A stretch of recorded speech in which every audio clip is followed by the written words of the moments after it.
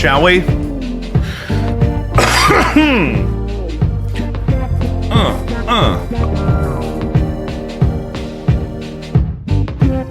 Guys, welcome back to Jacob V Weekly. We are back at the Doorstop Studio, doorstop-studio.square.site. Please check out Caddyshack of New Hamel, Illinois. It's actually just Hamel. Save a life or 9.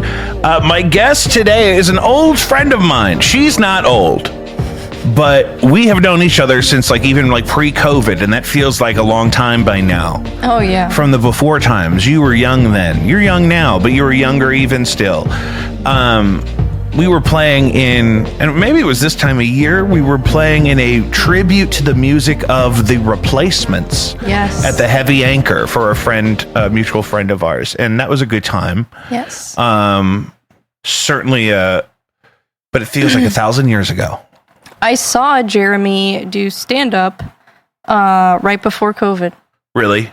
Yeah, I remember because I got tickets. I think I originally had tickets to see Big J. Okerson. Mm-hmm. And I had tickets to that. It got canceled. So then they were like, here's, credit to get tickets to another show or whatever. And then I saw that Jeremy was going to be there. So I was like, Where was that? Helium. Brentwood. Was that the recording of the album? I don't think so. Okay. It was, who else was there that same night? Was Steve-O. That's awesome. Yeah. I remember because I saw him walking in, and then I saw his dog. Yeah. And I was like, oh, that's Steve-O and his dog. He had his dog with him? Yeah. I was just joking with our last guest about certain types of people have to bring their dog with them everywhere they go. Yeah. I wish I could bring my dog everywhere I go. But she's big. She's too big. Yeah. Mine is too crazy. My boys wouldn't even enjoy it. She has challenges with socializing. She's just really goofy. How old is she? She's 2. Yeah. Okay. She's still young. Yeah. But that's hilarious. And she's a rescue. So Right. So give her the benefit of the doubt. That's how I am with. I was just talking to my wife about that. But she's a great dog though, and she loves people. But yeah, out of the house, there's so many variables. The girl, my middle can go to Bar K. Piglet can go to Bar K. Yeah. But my boys don't even enjoy it. They don't like to be outside the house. It's not their favorite. So part of the reason I wanted to catch up with you is though, we played music together for that thing all those years ago. We have ended up on similar journeys in a way that we both have podcasts now. Mm-hmm. And we were just talking before we started about, everyone should have at least one. And why not have more than one? Why not? Can you name them for my audience who may not know you yet? Mm-hmm. Yeah. So one of my podcasts is Bre Bre Talks MMA. So that's just where I cover anything from UFC to bare knuckle boxing. I even am covering the Mike Perry versus Jake Paul fight. But yeah, and then I also do UFC media and stuff like that sometimes. So I interview fighters and yeah. How long have you been interviewing fighters? That's been over a year now that I've been doing that. And how many? Oh gosh. Dozens. I would say probably could be close to 100. Yeah, I love that. Yeah. And so do you connect with them remotely a lot, or do you? Yeah. And then some of them you get to see in person. Yeah. So at the UFC, the way they have it set up, so for the media day, which is usually going to be the day before the weigh-ins, they kind of get everybody in a room, and then each table has microphones set up so you can ask questions, and then the fighter is on the end of the room, and they're kind of on a riser so everybody could see them. And then you just set up your camera, and then you plug your thing into their system. So they streamline it for you. That's smart. Yeah, we had some issues with the audio in the St. Louis one, so that was a little frustrating. Yeah, because it's an audio medium, so I'm glad we're having trouble with the audio. You know what I mean? Yeah. So that was a little frustrating, but it's okay. But it is really cool to do that. And I think that was, to me, the coolest part of the whole thing. But it seems like that's not really like how you make money. You know, it's just like that to me was really cool. Yeah, it was a passion project. And it wasn't necessarily like... I mean, if you go there and you film everything and you upload everything like as fast as possible and you get all the content out as fast as possible, then like, yeah, you can make money doing that. But then you don't get to enjoy it. You don't get to soak it in. I have that problem. And I can't... It's just like, that's too good of an experience for me to prioritize, you know, making money over enjoying a once-in-a-lifetime experience. Like UFC 300. That's why you got into it. Yeah, exactly. So, but I still got a lot of great content out of it, but I feel like my content was like done in a creative way. So I didn't have as much content because what people don't realize is that like when you create content that is creative and you do put the time into like little details, then it takes time and you also can't force it. I think so. Yeah, it's not like these, I don't know, somebody told me that there's like these people on Fiverr or whatever that like make these reels and like clips for people, and it's like super cheap. And so a lot of it's probably super cheap because I do it myself for just my own show. I've ever done it for anybody else. I've talked about it before. We use Opus Clip. Yeah, a lot of people use that. And you know, the thing about Opus Clip though is you have to go in and play with it a little bit and make yours different from everybody else's. Because now I'm seeing Joe Rogan clips that are with the same caption generator that I use. If you use it in default mode, it's mostly white font with some green and some yellow highlights. So I try to never intentionally use those highlights. Sometimes but you have to remember every time to select one of the other templates. And I mean, and when you're doing all that yourself, it's exhausting. When you're doing it for somebody else. I do all mine manually, so. Woo! I don't do the captions manually. I know. I love your clips. That's why I wanted to mention that. Yeah. I just love creating things that are unique. And that's the thing. It's not going to look like everybody else's. Yeah, and I'd rather create less content and it be unique and important to me and something that I like, you know, because like I don't like to post things when I'm like, I don't like that. Like if I don't like it, I don't want to post it. Yeah. No, I mean, right, exactly.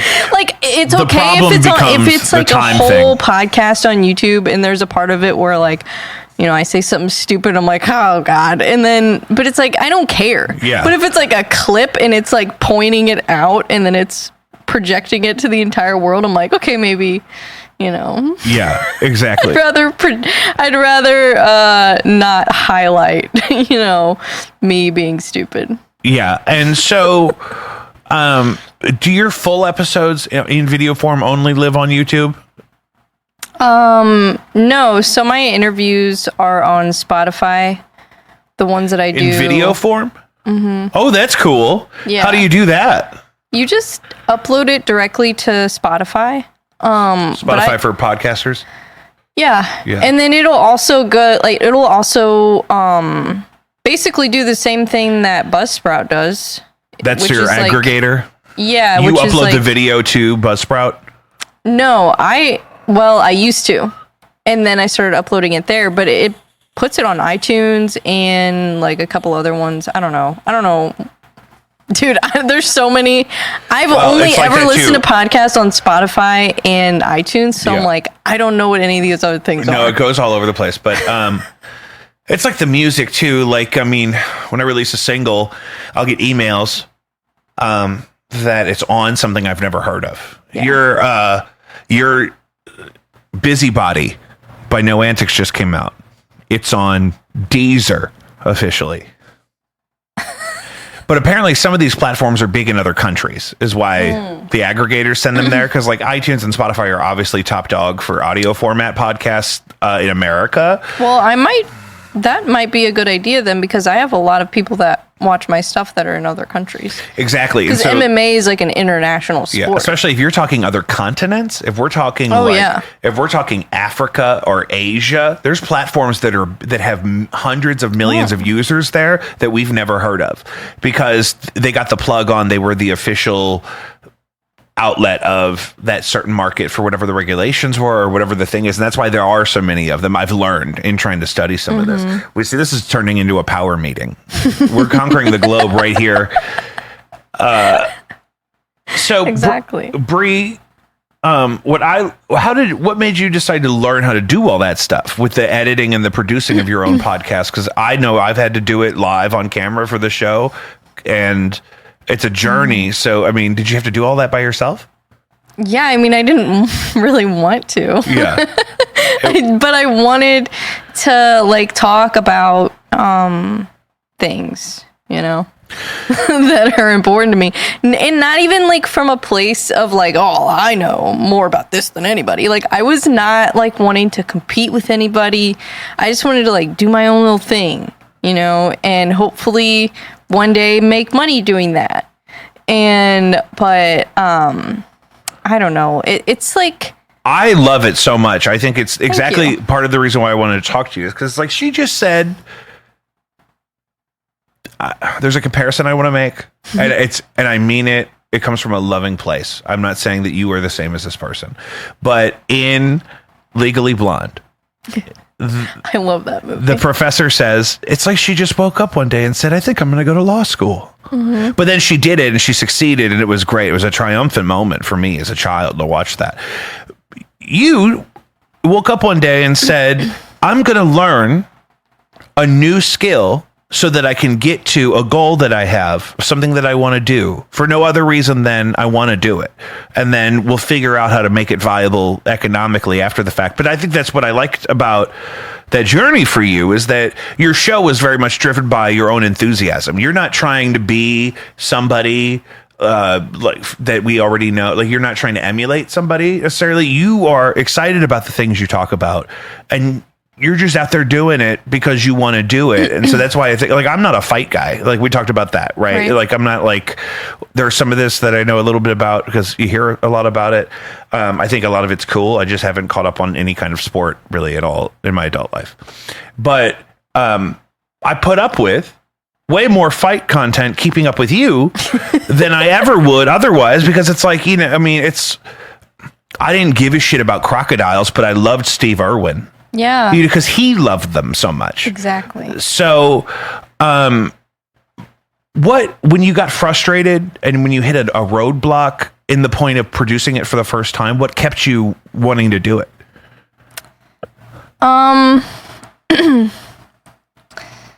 guess I just thought of like what my experience in life has been so far and all the things that I had put time into that, you know, weren't necessarily benefiting me. Maybe like it was a job or maybe if it was a business opportunity or whatever and it, you know, wasn't necessarily serving me, but I put a lot of time and energy into it. And I'm like, well, what if I put that time and energy into something that actually is like for me? Yeah. I remember this about you because you came to pick up or drop off something because you were moving, because in my head you were like 19, but you were like going to go sell cars or something. Yeah. I started selling cars when I was 20. 20. Okay. So I was right. Okay. So I was not too far off. And just because I think you were like, having that approach to your life, all of a sudden you got really good at that. Yeah. Right. In a way that was kind of like unexpected. And some people stop there. Some people have a really great month selling cars at 20 and they say, you know what?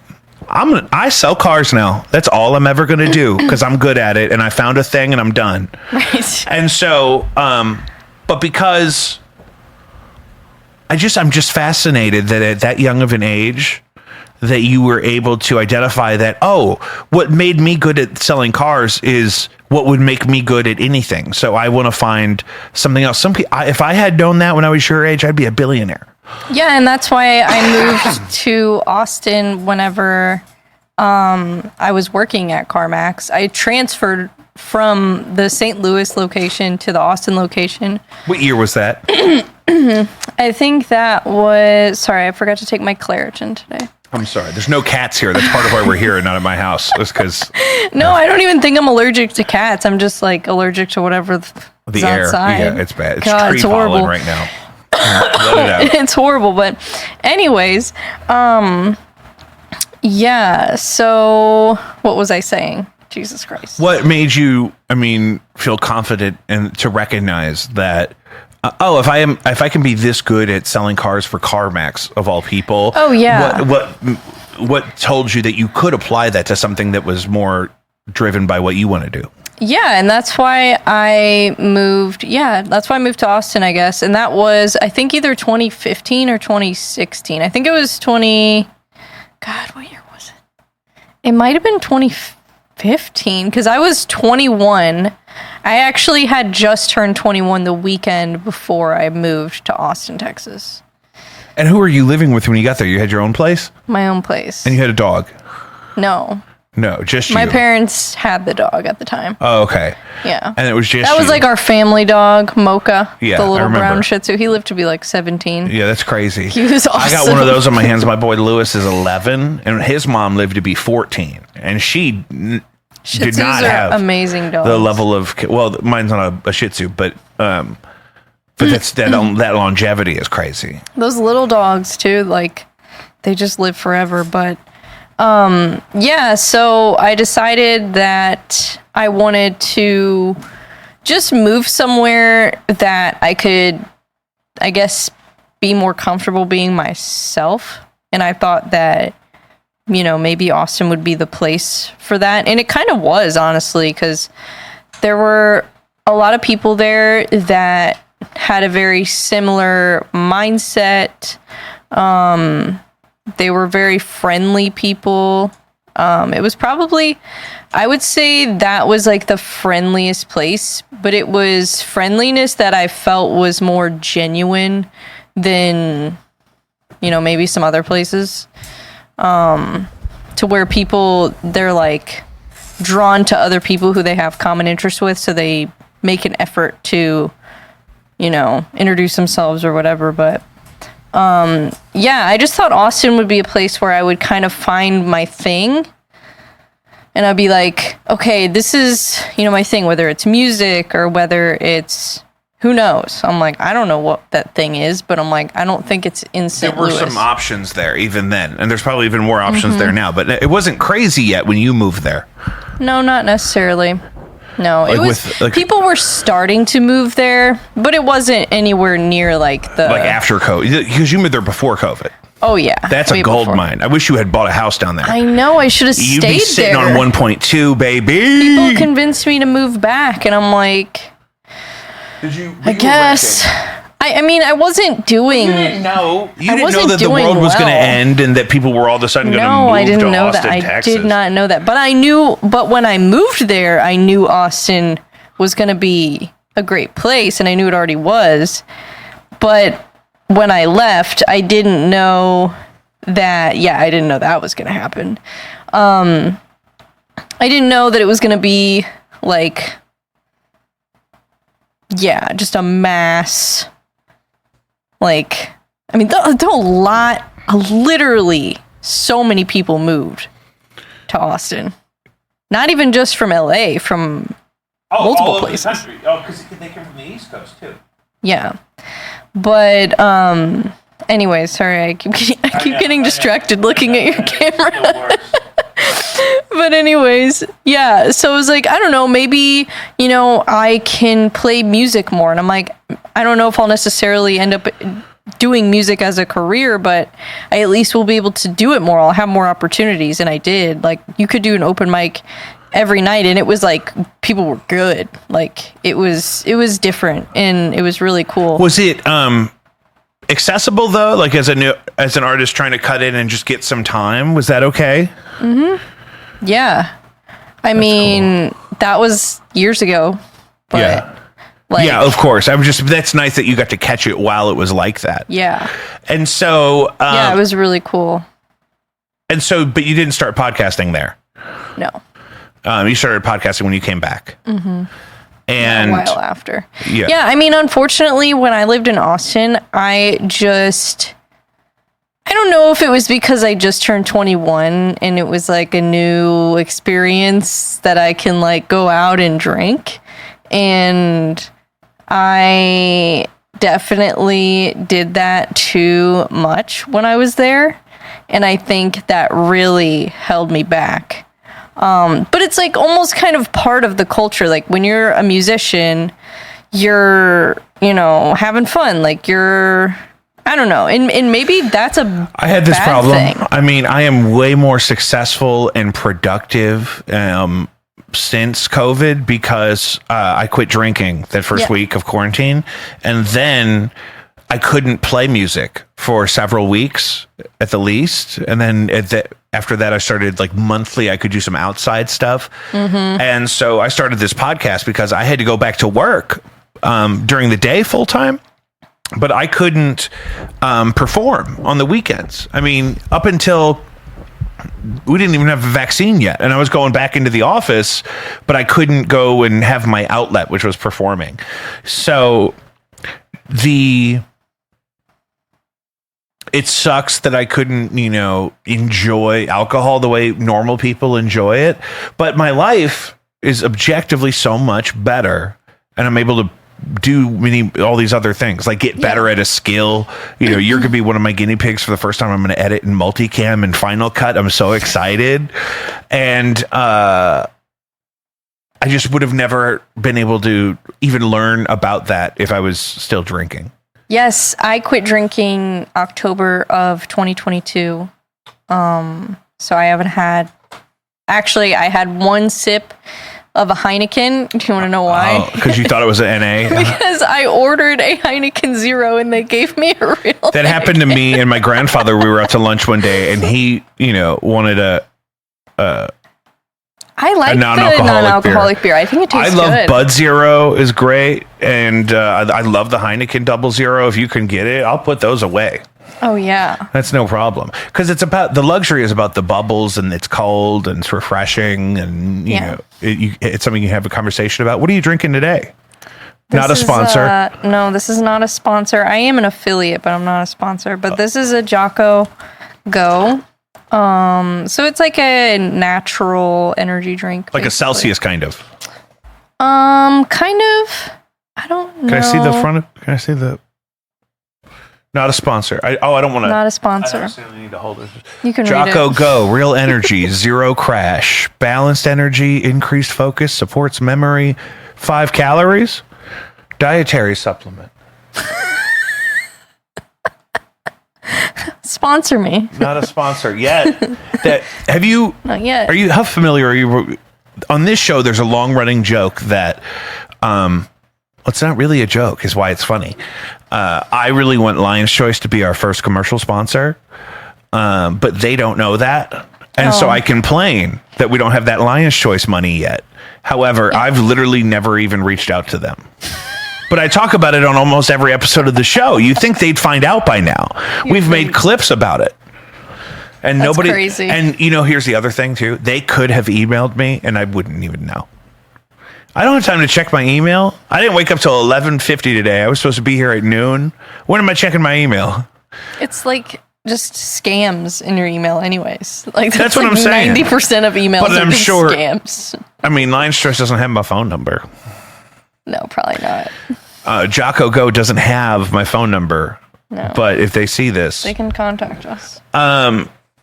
So, but yeah, I think it's important to have outlets, and I guess this is the last thing I'll say about that whole journey of my life. But like, whenever I moved to Austin, I feel like that was an opportunity for me to have like those outlets in my life. Like I lived by myself. I didn't have anybody there, telling me what to do. I did have neighbors there that like complained about noise all the time. So that was kind of annoying. But, if I would have ended up getting like my own house there, then I could have had complete, like freedom to like, get a drum set or whatever. And like I could have those creative outlets. And I feel like I took that opportunity for granted a little bit, and I wasted it because. But we didn't know. I mean, we didn't know. Hindsight is 2020. We didn't know it was going to blow up. We thought, what if I settle for this weird town in Texas? But I guess I'm trying to be honest with myself, so that way, in the future, if I get an opportunity like that again, that I don't take it for granted, and that I guess, capitalize on that opportunity. Yeah. And benefit from it more so than, I did in the past. Because, I don't know, I'm trying to think of why that happened, because right before I moved to Austin, like, I was doing really well. Like, I was making good money. Wait, but I thought you moved down there with them, with the job. I did. Okay. But I worked on commission. So I was making good money, but I was doing it 100% on commission. And it was different down there? And I did it consistently, and I was only 20, so I didn't have a lot of bills, Yeah, you didn't have $200,000 in student loan debt. No. You weren't old enough to even have any debt. Yeah. That's the thing. And this is what I tell young people. You got to launder your value in the equity in your home. And because that's what my brother-in-law did. He had no debt because he never went to school. He's a chef. Yeah. And he, when quarantine started, he bought a house like right away and rents part of it out to his brother, actually, which is another, like, if we could go back in time, we would tell you then, buy a house in Austin, rent it to some other people, and then their rent goes way up after quarantine. Yeah. I couldn't find a job there because, like, for some reason, outside of the car thing, I just didn't do as well in that market. It's so interesting. It's so weird. Maybe it's misogyny. I did have somebody that refused to work with me because I'm female. And what could you possibly know about cars? Right? Yeah. Even though you look like every young lady, like service department manager I've ever met at a place where you might get something like a Mustang or a Camaro or a Hellcat SRT, something of that nature. There's representation of your demographic in that market. But we were just talking about this with my last guest, that Lucius and I used to work at Guitar Center, and the gender bias you see of guests that would walk in, you know what I mean, who won't even want to talk to you about strings because they assume she couldn't possibly know what she's talking about. Do you have that experience in the fight world? Oh my God. Talk to me about that, honey. Talk to me. Tell me what happened. So I have decided that I am no longer going to read the comments for my mental health. Yeah. Because we should like trade that. You should read my comments for me and I'll respond to your comments for you. So that way, you know what I mean? We don't have to wear it on our spirit. Because I need to do what you're doing. I don't know, like, can I tell you a comment I got recently on a clip? Because this is totally exactly what you're talking about. That's just, we shouldn't read these. Yeah. I can smell you through the screen.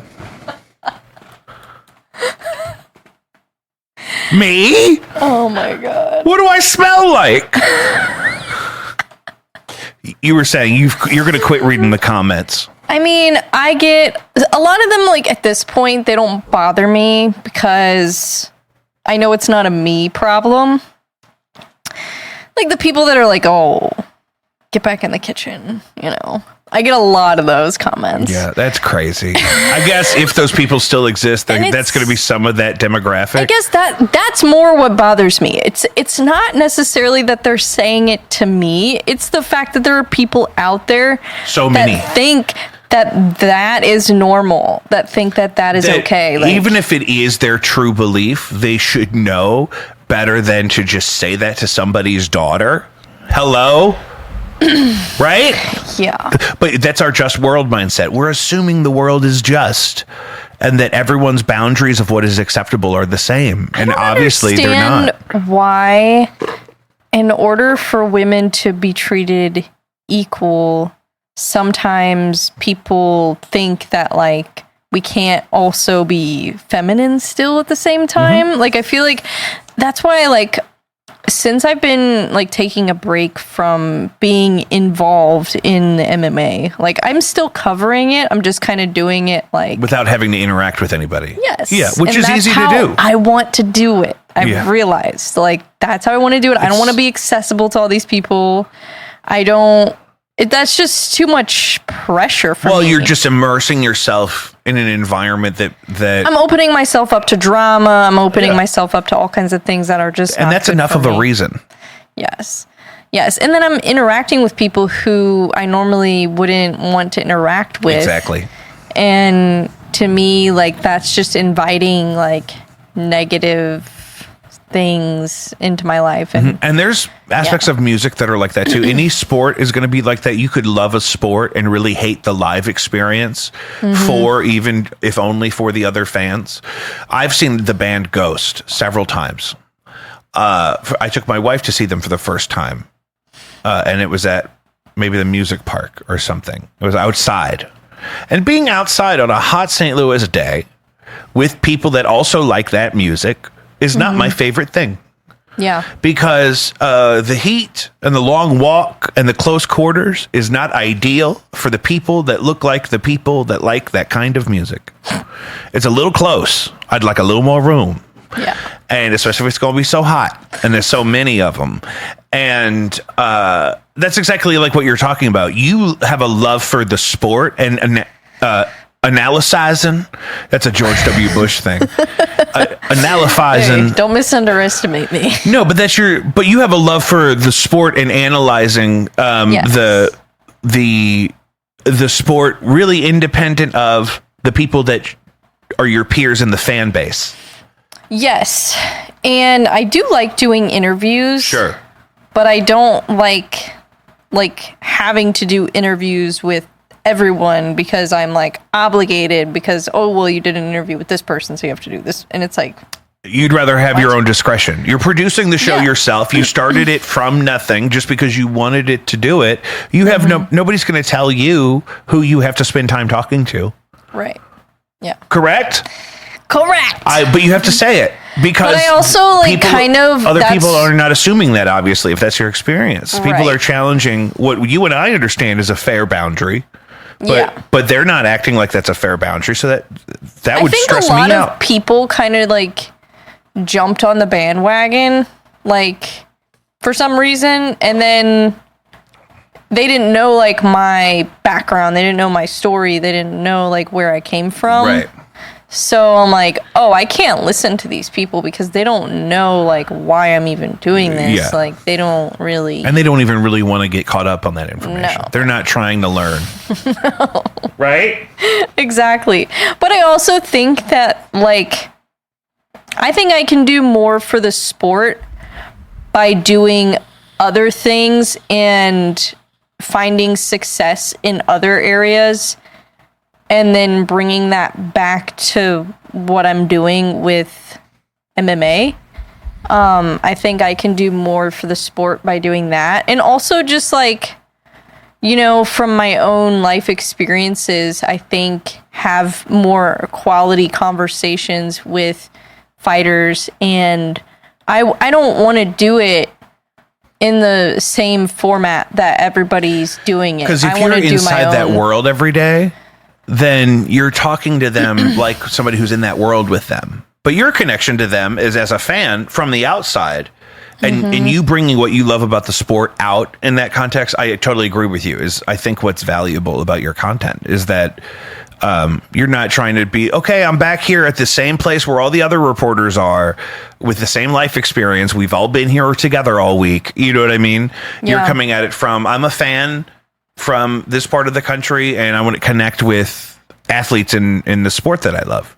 Well, and I honestly didn't even start it just to do like interviews with fighters. The like coverage part is really your priority. Yeah. Interviews are a nice bonus. basically what I envisioned when I started everything, well, first I was just doing like fitness content, kind of documenting my journey with fitness because like I have lupus and I kind of wanted to just document that and share it. And and hopefully that, inspired people, motivated people, and I know it did because I had people reach out to me. Sure. They told me that it did, and that's why I kept doing it, and that's why I'm kind of starting to do it again with like the whole boxing thing now, and like, I'm like actually like going from learning boxing for fun to like training, for actual like a fight.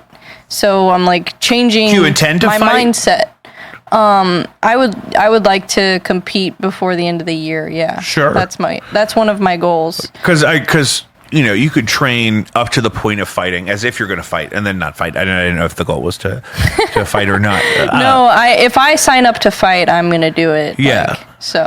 And the part of that's your own desire to, immerse yourself in that genre of sport that you already have this passion for. Mm-hmm. And that also is something that I want to carry over. And that's why, like I was saying, like I think it's important for me to have different things, different experiences that I'm involved in, whether it's a career or whether it's something I'm just doing as a hobby or whatever it is, or it's the beginning of a career, whatever. I think it's important to have those things because those experiences, like my interview or my conversation with, let's say, Yuri Prohaska, he just got knocked out by Alex Pereira, unfortunately, for the second time. We love Yuri. Yuri is a national treasure. So Yuri Prohaska is probably one of the most unique fighters in the UFC right now, I would say. He has a very unique style, which is why he opens himself up to, getting knocked out, unfortunately. But he ended up, winning a lot of fights and knocking a lot of other people out until that point. So it's like eventually, shit happens. And Alex Pereira is like, he's just on a different level. He's, I don't know. I think that he will probably end up being probably the greatest of all time if he ends up going to heavyweight. And if he wins a belt at heavyweight, I think he's the greatest of all time in combat sports. But we'll see if he can do it. But anyways, getting back to Yuri Prohaska. So, like, he's a very interesting person. And, like, let's say I'm covering another UFC event where he's on the card. Because I covered UFC 300. He fought on that card. And he actually won that fight against Alexander Rakic. So I was at the post-fight scrum or whatever where they have, it's kind of like the media day, but it's after the fight. Yeah. So it's in a similar like environment. A media debrief. Yeah. Yeah. So they come, back in there and you can ask them questions and it's really cool.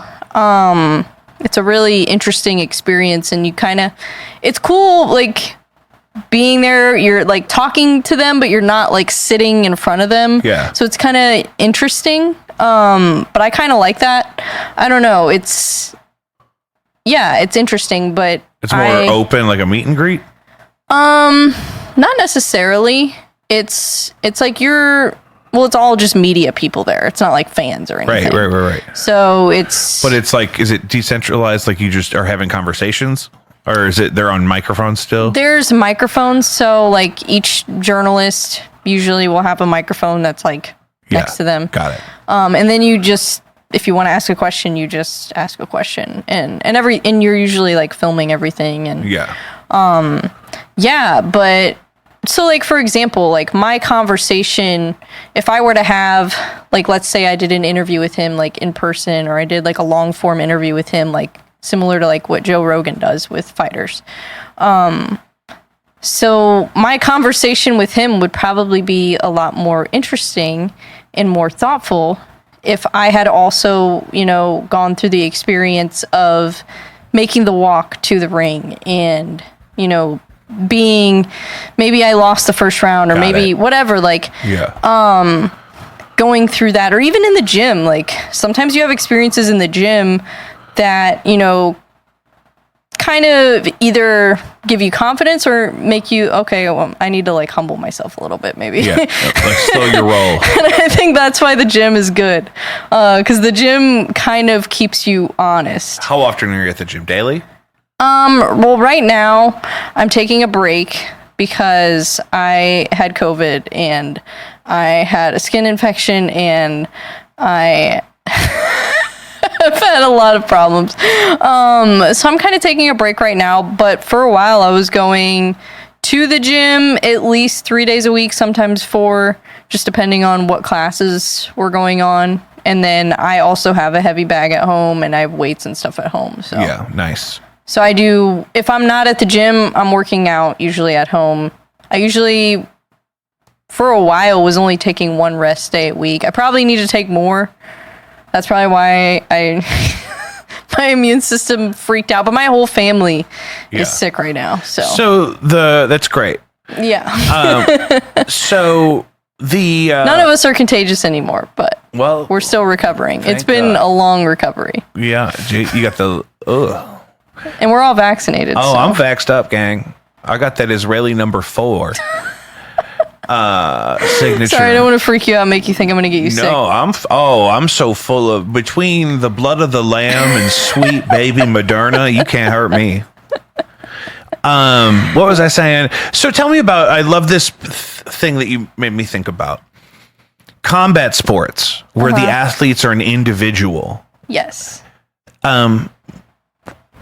What makes that more interesting to you than team-based sports like the NFL or the MLB? So I think there is good and bad that comes from it. The good thing is that you don't have to rely on other people.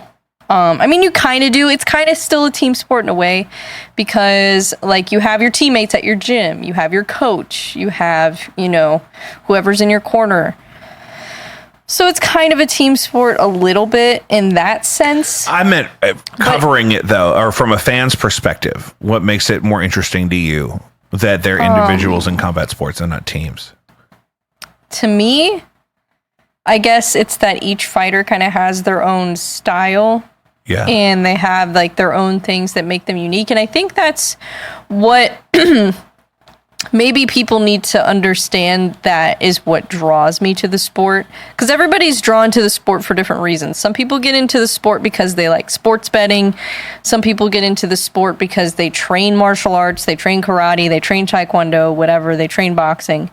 And I was training before I got into the sport, but not like serious training. I was going to like 9-round and doing like cardio kickboxing. Like I wasn't doing anything serious. But I think that's great for people who just want to do it for fun. Yeah. And that was how I got into it. And now I'm, training, like preparing for an actual competition. Right. So I think it's important to have goals and have a target and to have a quantifiable frame of time. Yeah. Yeah. Because you commit to this one thing, you can commit to it wholeheartedly because you know it's going to be over at some point. So you could stick through it. And then if you want to do it again, you can. But you should always have an out plan so you can at least fight through your commitments. Yeah. And then you at least can figure out if you can handle like the conditioning. Like some people, they can hit really hard. They can, maybe they have good footwork, maybe, whatever. They have something they're good at, but they can't, like, survive one class, and, without breathing heavy and, like, so it's like some people, they just can't put it all together. And I feel like that's the journey that I'm on right now, is, like, trying to figure out how to put it all together, like, how to put together the footwork and how to translate my power that I have when I'm hitting the pads or hitting the heavy bag, how to translate that into sparring and into competition. So that's what I'm like trying to figure out right now, is like putting it all together. And I think that's like the hard part of probably anything in life, is just translating it from, I guess, like, okay, this is like a basic thing that I need to do. I guess performing live music is probably the most similar thing I can think of, because when you're sparring or when you're fighting, and I've never fought before, I've only sparred, so I can only speak on sparring from my personal experience, but I've watched a lot of fights. So I feel like I have an idea. But when you're fighting, you know, like you're having to think like on your feet. And unless you've drilled something a bunch of times and you're trying something new, like it's risky. Yeah. And that's why I think sparring is kind of similar to music in a lot of ways, because it's like practice for the live event. And sometimes there are people who like really struggle in practice and then they perform live and they do amazing. Yeah. And they sound great and they have enthusiasm and charisma. They kind of need it in context to really get all the way there. Yeah, they need an audience. They need people to watch them to perform. Yeah. And sometimes I can be like that, but also sometimes I do better, you know, like I'll rehearse something at home and it sounds amazing, and then I go perform it live and it's just not. Well, because maybe you over-rehearsed it in the context of your practice environment, and so then the live environment is too different. Yes. 100%. What happened with you and Theo Vaughn? I've actually never met Theo Vaughn. Good. I followed some of this online, but my audience who doesn't know you, I thought that would be a good place to start. What happened with you and Theo Vaughn online? That was hilarious. So everybody was talking about Matt Rife because Matt Rife was coming to St. Louis, and I saw all these people posting about it, and I like Matt Rife. Like, I was a fan of Matt Rife at the time. I haven't really watched any of his stuff since then. I'll be honest, I haven't really watched much stand-up since then besides like the classics. I kind of went back to watching like old stuff instead of watching new stuff. I've been in that mode. I'm like, now I have nostalgia. I'm tired of the new stuff. It's so overproduced. Seriously, if someone says Zin to me one more time, I'm gonna shoot a hole in the roof. I want more like basement quality stand-up comedy. Like, the sound quality should be good, but like, and the video quality should be good. It should be fine, but you don't need cinema cameras. Oh my god, it's just bothered. It just makes it less funny. We're jumping the shark. The podcasts that were successful mildly before COVID that then exploded in COVID are now, it might as well be NBC. There's so many commercial breaks. Now they're not even reading all their own ads. I don't like it. I've never. You'll have ads in a popular podcast that are, it's like a radio ad. It's like your friends at Value City wants you to know about our 4th of July weekend extravaganza. And I'm like, this is the Tim Dillon show. Why is there a radio ad in the middle of my show? So when Matt Rife was popping off, what did you do? So the tickets for this show were like insane. They were like hundreds of dollars, which I think is crazy. It's not his fault, you know, whatever. No, the whole ticket thing is a problem. We know whose fault it is by now. If you don't know whose fault it is, if you blame it on the artist, like, you're dumb at this point. Yeah. So I posted a picture of Theo Vaughn, and I said, if I'm going to pay $200+ to simp over a comedian, it better be this guy. Yeah. I posted a picture of him. Because honestly, like, if I had the money, like if I had the disposable income to spend that much money on a comedy show, like, it would probably be Theo. And not Matt Rife. Right, that's fair. But then what happened? It went viral, and I think it was 6 million people. It had 6 million impressions on Facebook. It was weird. People were like tagging him in it. But it pisses me off because I'm like, okay, so I can go viral. Obviously, the algorithm is It'll allowing let me through. Yeah. It'll let me get to 6 million. Letting me go. Why is none of my MMA content doing this? Yeah. You know, so that actually made me mad. Like, I wasn't happy about it. Oh, it happens all the time because this show. Because I'm like, why didn't you guys share any of the shit that I asked you to share? Yeah. Oh, wait. So you guys do exist? You're telling me this microphone has been on this whole time? Yeah. Because, like, if I the clips of this show, if the full length episodes of this show did as well as the clips, we'd have that Lion's Choice money I was telling you about. Also, if the music I've released since starting this show did as well as those clips do, I'd have that Lion's Choice money we were talking about. So, I mean, conversion, I don't think people understand that for the creators, conversion is such a valuable thing, and it doesn't really cost them much, if anything. I think a lot of like what I do just like doesn't translate to like what the algorithm wants, I guess. Like, you know, or I don't know. It's just, I don't necessarily want to be known for like a clip. Yeah. Like the idea, like that, like I feel bad for that Hawk Tua girl because she was just on stage at a Zach Bryan show, and she's been on all kinds of podcasts. Also, that video's not that recent. It's blown up now, but I feel like she didn't just say that recently. I feel like that video was months and months old. Oh wow. I know, but that again, it's like I was just talking about this with my buddy Chan. That Chicago song by the guy from Stranger Things blew up on TikTok like 3 years after it came out. It came out in 2021. Yeah. So it's never too late to check out a former episode of Bre Bre Talks MMA, or what's the second one called? The Brilliant Resilient Experience. The Brilliant Resilient Experience. I'm a big fan, and I'm actually really glad, even if I still have one more episode to release of that one that I have recorded. And I don't know what I'm going to do with it. I am planning to start another podcast and I want to do it in person, and I don't know how often I want to do it. I'm still working out so much of it in my head. And I don't know if I'm going to just like stop doing the other one and just focus on this one and then maybe eventually bring this one back. I don't know. That's hard to decide because there's so many factors with like we're talking about with the different platforms. So many factors. So I'm just following my heart right now. I love that. It's my favorite thing. I'm letting my intuition guide me. And I don't know. I think that's just where I'm at right now. Like, I'm not trying to force anything.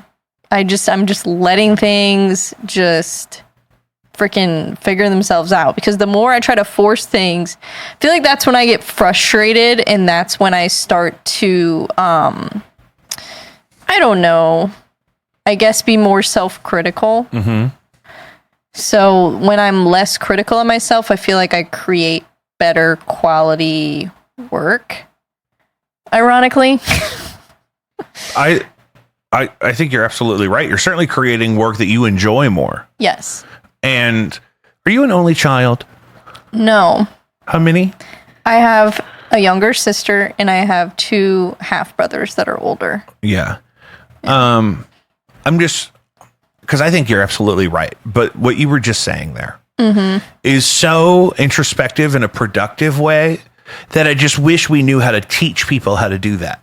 So I asked you if you were an only child to try to figure out where you might have learned that, because I think that's absolutely brilliant and absolutely correct, and I totally agree that that's what you should be doing. I just wish more people could come to that conclusion in their own life.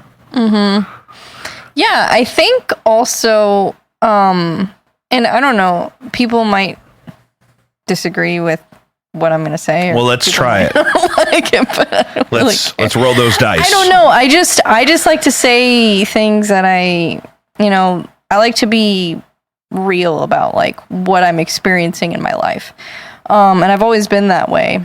But yeah, so like right now, I feel like the reason why I wanted to like take a break and kind of distance myself from like the MMA community and from like basically just people, because I was just accessible to way too many people, like I was saying. And now I also feel like because I was in, I guess you could call it a man's world, whatever you want to say, it did kind of feel like a boys' club a lot of times. Oh, sure. And I feel like that, unfortunately, kind of like brings out more of like my masculine characteristics, and not that there's anything wrong with that. I don't think that's a bad thing. I think it's just a bad thing for me because there are parts of my personality that are, I guess, like more of my feminine side that I like to embrace. And I felt like I couldn't do that in that role. And I didn't feel like myself. Yeah. And I feel like... You didn't feel like you were welcome to be yourself. Yes, exactly. Yeah. And maybe it's not even a masculine, feminine thing. Maybe I'm like overthinking it. But that's kind of what it feels like to me. I don't think anyone's going to hear that you were trying to be your... me. I don't think anyone's going to hear that you were trying to be your authentic feminine self in the MMA environment as a journalist, and that maybe your femininity was suppressed by that environment. I don't think anyone's going to disagree with that. Yeah, that's what I felt like, which is weird because here's the thing. The people, like, I'm not going to generalize and say all the people in the MMA community, because there's a lot of people in the MMA community that are not, they're just not very loud. The loud ones are the ones that have the opinions. The strongest opinions are always the loudest people. So, so these people, you know, they're kind of hypocritical, because if I embrace my feminine side and I'm like feminine and I'm myself and I'm just how I want to be, and I portray that in my content, then sometimes I lose people. And I do think it's more, I can relate more to like the mainstream audience, but I lose a lot of like, I guess, the community. And I don't know, maybe I'm wrong on this, but I think that for me, like, the problem with that, and I don't know, I'm kind of going on tangents here. No, that's important. But I'm trying to like get this thought out. But for me, it's just like, I think these people, when they say, oh, I like women that are feminine, but they don't like women that are feminine in their workplace. Yeah. Yeah. Yeah. I want women to be a certain way and not be with me when I'm at work. Yeah.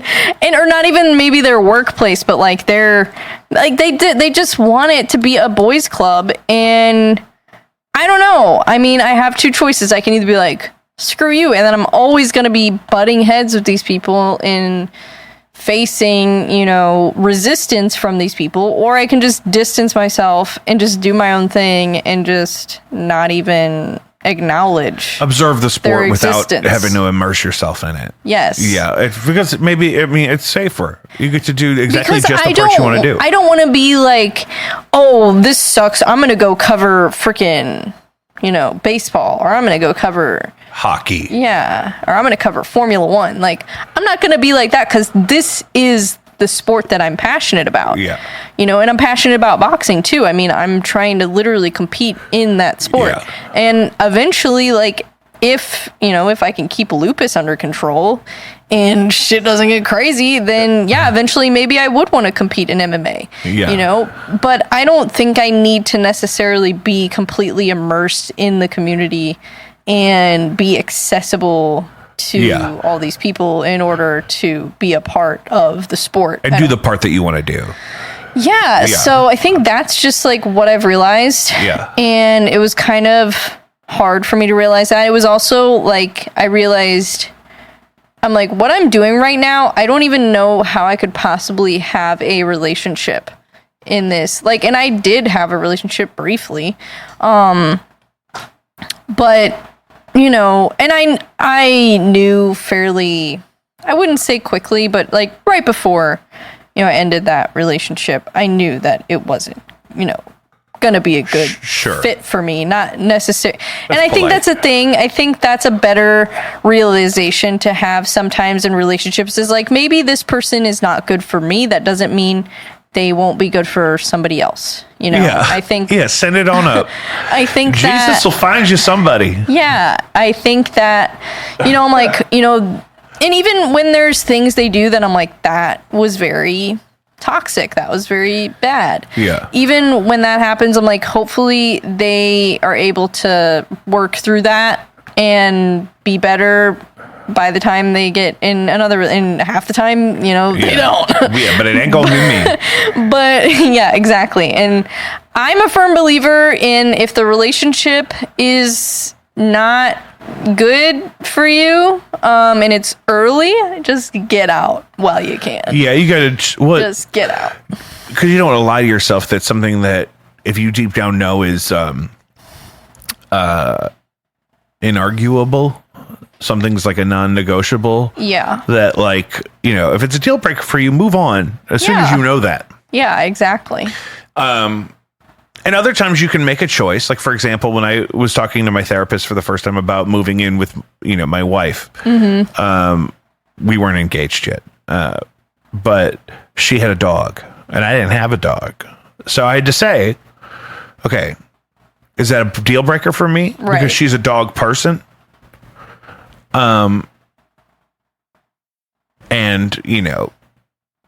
not a deal breaker for me, obviously, because now we are dog people, in plural. But, if you know pretty early on that, you got like red flags, don't assume that over the next prime years of your life that you could transform those red flags into green ones for that person. No. Right?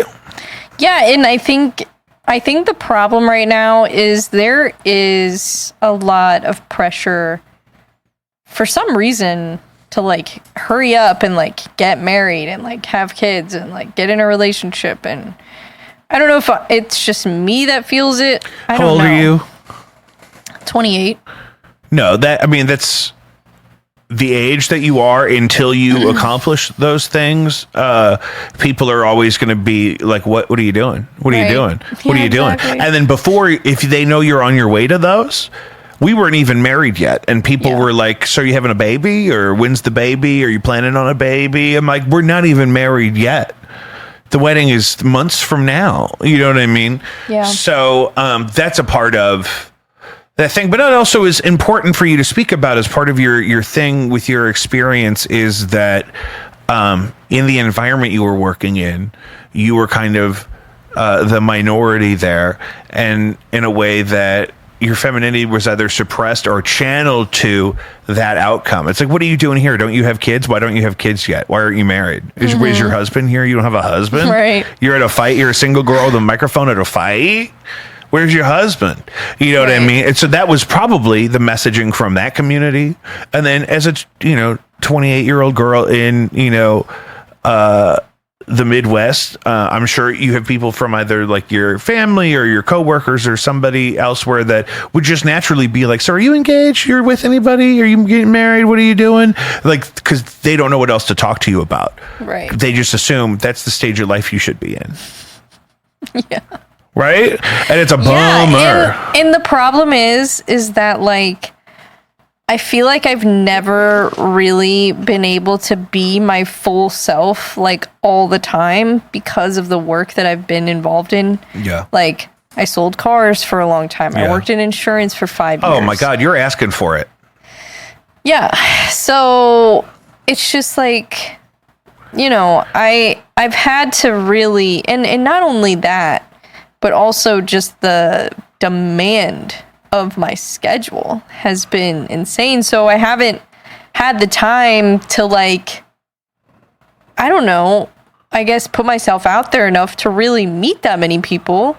Yeah. And because you've been in unsafe spaces socially. Yeah. And that kind of stuff where it's you're not necessarily oh, this would be nice if I met a potential partner here at this place where everyone's treating me like shit and acting like I'm stupid. You know what I mean? I wonder why. I mean, if you're spending, most of your day, and older men probably specifically are, constantly talking to you like you're dumb or you don't belong where you are. I don't know that I would feel super motivated to find me a husband. Wouldn't it be great if I found one of these men that's going to treat me like this and took him home? Wouldn't that be great? I would be surprised if you were gross enough to get married with everything else you're doing. Yeah, I don't know. But it's real. That pressure is real, and we got to vocalize it. Yeah, well, and it's because like that is something that I want to do. Like Eventually, I want to get married. Madonna had a baby at 42. Like people think I want to be this like CEO girl, and it's like not really. Like I really don't. Yeah. Like I'm not saying I want to sit around and do nothing all day and be a housewife necessarily, but I kind of want like, I don't know, maybe a little meat in the mix middle of both. somewhere. I think that's what I want too. I'm with you.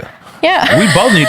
It would be great if just two twin brothers who were kickboxing champions could just come scoop us up, and we just do a little podcasting in the morning, and then we have the afternoon on the veranda to So I'd be summering right now, is where we're at in the season. You use summer as a verb. Are you summering in Troy, or you're out there full time? So you're going to be wintering in Troy too? Hopefully not. Oh, cool. Okay, I know. love that. I'm just going with the flow. Yeah, That's all you because can the do. flow as the winter approaches would probably draw me south if I were you. Yeah. You know what I mean? Have you spent any time in New Orleans? No. Oh my God, you would like it. Yeah. Even as a I sober would. person, like it's a great time. Yeah. You save a lot of money not drinking, but then also there's plenty of I things don't drink to enjoy. alcohol. I haven't drank alcohol Right, me neither. since October. Yeah, October 1st, 2022. That was celebrating my 27th birthday? Yeah, because my birthday's in September. Yeah. Yeah, so I was probably celebrating my 27th birthday. It was an espresso martini. That's a great last drink to have. I love an espresso martini. It was so good. It was an espresso martini from Bristol. That's nice. It was nice. That's nice. I It do was love nice. They luxury. fucked up my steak first, but that's okay. Oh, how do you order a steak? But it's okay. They comped it. I like it medium rare. Yeah. Yeah. Sometimes rare. I'd rather them, if they're gonna fuck it up, I'd rather them fuck it up rare. Yeah, that's Then how I fuck it am up too. medium. But a lot of Medium cuts of well. meat really prefer medium rare. Yeah. But I do enjoy, in the appropriate context, something that's like black and blue or like Mm-hmm. you know, more rare or whatever. But it doesn't always have to be like that. Like No. medium rare is anything The above only that thing though I is miss, the only thing I miss about drinking alcohol, it's not being drunk. It's not the effect that alcohol has. And this is why I think there's opportunity in like the non-alcoholic space. Or also, like, I don't drink, but marijuana is legal in Missouri. Oh yeah. I enjoy marijuana.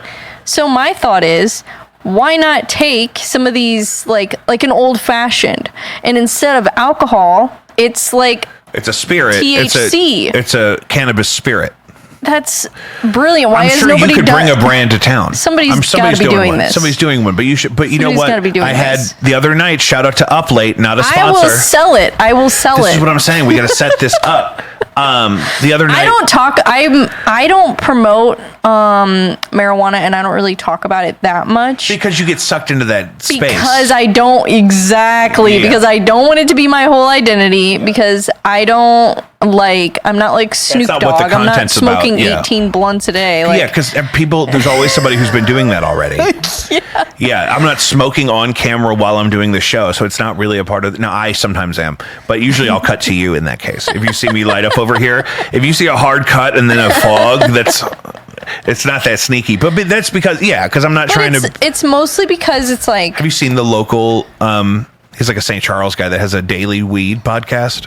no. I'll send it to you. I'm not going to shout it out by name because I keep up with it ironically, but That's awesome. But that's the thing, yeah, we're not trying to do that, and it's still in a space where you get sucked into that. Also, like, And then Cheech and Chong are I'm in not Call of Duty. necessarily like saying like people like, oh, you should definitely, like, some people are like, yeah, you gotta smoke weed. No, like, but oh, yeah. but in your case, you have a chronic disease where Yes. there's some benefits, and it's Yeah, opened because I don't up in take a any way. medication. Yeah. So it's like, there's no way I could just not take anything. And nobody in their right mind would say, I would rather a 28-year-old girl fill up on steroids every day as Yeah. opposed to treating her condition with something like cannabis. Nobody actually feels that way. No. So that's what I have And to say about that. that was the only reason why because I actually don't necessarily think it's good for everyone, because I think it's very easy to make it a habit and some people can't necessarily handle it. But for me, it made sense because it's like, okay, well, it's either this or, you know, you can get some steroids and pain medicine. Weekly injections or daily oral steroids, which I agree. I have moderate to severe plaque psoriasis. So I have a similar thing where it's like the options for range of treatment involve a lot of things that are worse than the disease I have. Yes, exactly. Yeah. And people always think I'm like against medicine and vaccines and all this stuff. It's like, no, I'm not. I've been vaccinated with many things. Yeah, I'm vaxxed up. I'm so vaccinated. I speak perfect Mandarin now. And, you know, there are some vaccines that I've had that I don't think I should have gotten. Mm-hmm. It is what it is. Mm-hmm. There are also medications, you know, like I think there are medications that work.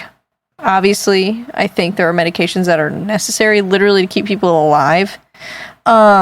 But if you don't have to, I don't really believe in like taking. Well, you got to have a nuanced perspective every single day. Yeah, on that range. For me, this is like a me thing, I guess, because I don't want to impose that on anybody else. Because like, if somebody's taking a medication every day, I don't want to be like, oh, you gotta stop doing that. It makes sense for in the range of treatment options for what you're experiencing. Because nothing I've taken has worked for a consistent amount of time.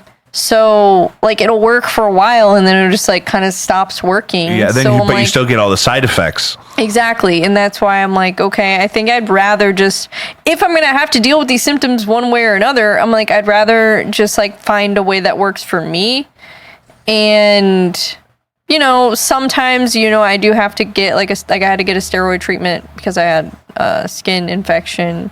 And so sometimes, like, there are times, like I said, where I do need medication intervention and like where. But for lupus every day on something that they would give you that you would take like that, it's not necessarily worth it yet in your journey. Not in my opinion, no. Yeah, I think it's better for me to focus more on my lifestyle, which is part of the reason why I quit drinking, because I knew that removing that would be okay. Well, there's a lot of inflammation that is already going to be gone by getting rid of alcohol. That's been my experience. Yeah. I've lost 70 pounds and I've made a huge jump forward with, you know, all my autoimmune stuff, mostly just since I quit drinking, really without adding much else valuable. I mean, my diet's kind of naturally improved over time. Yeah. But, cause your metabolism changes when you're not, you know, binging big moments of alcohol that could be thousands of calories. You know what I mean? It's like eating, you know, if you look at what I would drink on like a Thursday night, just regularly, it's like eating a dozen Krispy Kreme donuts all by yourself. Yeah, it's a lot. It is a lot. Yeah, and I don't know. I just don't like how I feel when I'm hungover. Yeah, I have so much less anxiety or paranoia about do I need to regret something? Because I remember everything, and I'm never in a place where I'm going to make a decision that I have to disagree with too much later because I'm not like totally messed up. Yeah. We're way over an hour on this. Where can we find you? YouTube, Instagram. Instagram's probably, I guess, the easiest place to find all my stuff. It's just Bre, Bre.Eckert on Instagram. That's my handle. It's Eckert. Mm-hmm. Okay, I'm just mostly because I want to remember. I'm gonna put it on the screen, but I don't want to spell it wrong. Yeah. We talked about this, guys. Check out Bre Bre Talks MMA and Brilliant Resilient Experience. Both podcasts by my dear friend Bre here. Jacob V Weekly, patreon.com/Jacob V for the love of God. There's a free tier that has an ever-growing list of things that you can see there, including the show I did with B. James, who was on in June. And then also there's the $1 a week, $4 monthly tier where you get all kinds of exclusive content from us. There's also artifacts you can buy there. I mentioned shout out to Afton Auto. I just give them a huge chunk of money to revive my car, and it's running great. But that means if you need anything on the Patreon, please, for the love of God. We'll see you next week.